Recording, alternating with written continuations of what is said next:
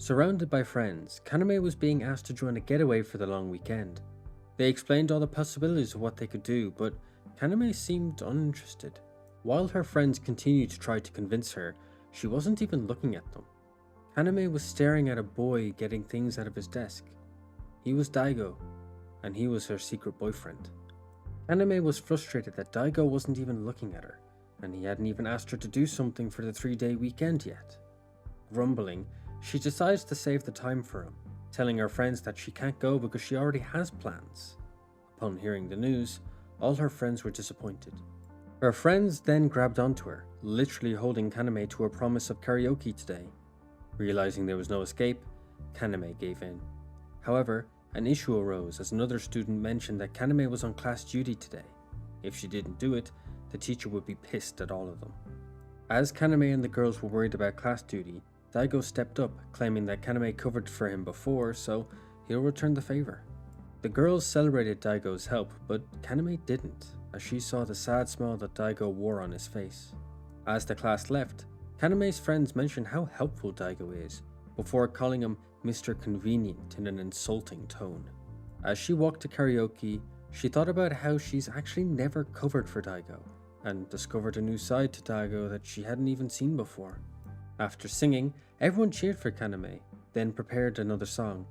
Hearing her phone, Kaname told the others to sing without her, checking her messages. Seeing the message was from Daigo, Kaname became elated. However, once she saw that Daigo wanted to hear her sing too, her happiness became mixed with guilt, causing her to make a decision. Grabbing her bag, she told the group that she had to go, and she'll make it up to them next time. Running to Daigo's home, she realized how selfish she's been in this relationship. He just goes along with her wishes, but she's never asked what his concerns or wants were. Answering his phone, Daigo was a little surprised to hear Kaname's voice. After a little back and forth, he opened the door to see Kaname standing there awkwardly. Concerned, he asked if Kaname was alright. Kaname tried to act casual, calming Daigo, who in turn invited her in and told her to relax, his parents weren't home. Accepting the offer, Kaname walked in but kept her head down. Being the considerate boyfriend, Daigo offered Kaname tea, but she told him that it's fine because she came here for a reason, to apologize. Daigo, genuinely confused, asked why. Kaname explained that she forced her work onto him and she didn't even defend him when he was being insulted in front of her, both of which were eating her up with guilt. Daigo, hearing what Kaname was worried about, was unfazed by it. The only one who seemed to be angry was Kaname. She yelled at Daigo, questioning if the insult didn't make him mad. She lets him know that he can show he's mad if he really is. With her frustrations boiling to the surface, Kaname lets Daigo have it. She yells that no matter what happens, Daigo stays calm and doesn't get jealous. Hearing her say jealous, Daigo pondered her use of the word, while Kaname blushed and got tongue-tied in the moment. Kaname found her voice again and told Daigo that she loved how considerate he is, but she wants him to be a bit more intimate with her. Even though she was clinging to him all the time when they were alone, he's never made a move. Blushing, Daigo admitted that he wants to, but he doesn't want to upset her or do something she'd hate. Kaname, blushing from how much she loved that Daigo was considerate, frustratedly told Daigo that he's being too considerate and she wants the girlfriend treatment, and he's yet to pay the girlfriend tax. Hearing that he's been given the green light, Daigo immediately began to kiss Kaname.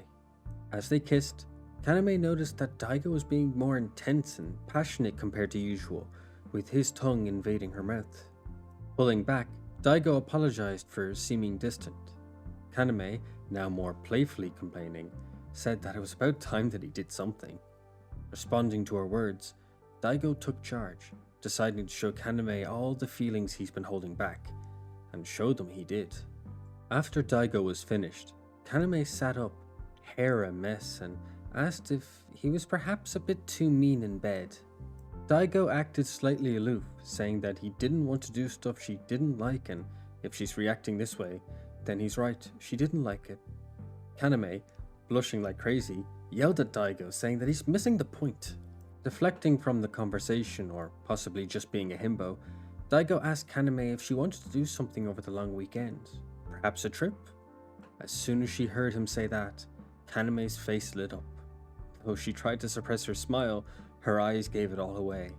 Smugly acting like it was nothing, she pretended to reluctantly agree to it all, saying that they could plan their trip at the bookstore the next day.